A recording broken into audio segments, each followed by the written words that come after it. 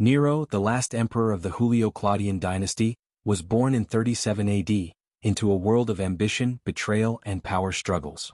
His mother, Agrippina the Younger, maneuvered him into the imperial throne, replacing his stepfather Emperor Claudius with Nero as his heir.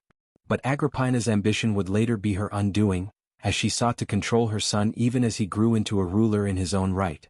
Nero's early years were shaped by others. His tutors and advisors shaped his policies while he was still a boy. When he became emperor in 54 AD, after Claudius' mysterious death, many hoped he would usher in an era of fairness and wisdom. For a time he seemed to live up to this hope. Under the guidance of Seneca and Burrus, Nero's reign began with relative peace and prosperity. But the years wore on and Nero's character darkened. Power corrupted him and his cruelty began to show.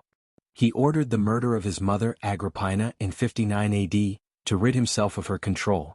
He also had his first wife Octavia executed, and later married Poppaea Sabina, who became his second wife after he kicked her to death while she was pregnant.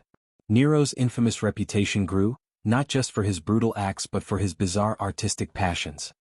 He fancied himself a great performer, and in a society where emperors were expected to be rulers, not entertainers, his public performances as a singer and actor shocked the Roman elite. His love for the arts was perhaps his greatest and most destructive indulgence.